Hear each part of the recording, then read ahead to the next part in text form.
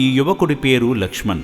మానసిక దివ్యాంగునిగా ఆశ్రమానికి చేరిన లక్ష్మణ్ అప్పటి నుండి రక్షణాలయంలోనే ఆశ్రయం పొందుతూ ఆశ్రమం యొక్క నిరంతర సంరక్షణ, ఆశ్రమ ప్రశాంతమైన వాతావరణం కారణంగా క్రమంగా కోలుకుని దాదాపు 3 నెలల చికిత్స అనంతరం మతిస్థిమితం మెరుగుపడి తన తల్లి ఫోన్ నెంబర్ చెప్పడంతో నవంబర్ 27వ తేదీన లక్ష్మణ్ తల్లి బుచ్చమ్మ ఖమ్మం నుండి ఆశ్రమానికి చేరుకున్నారు.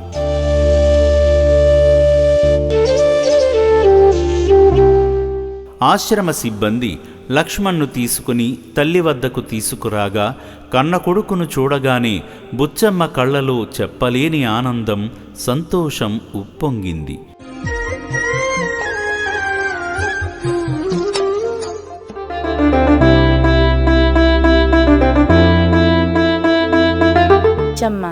ఖమ్మం నా కొడుకే అమ్మ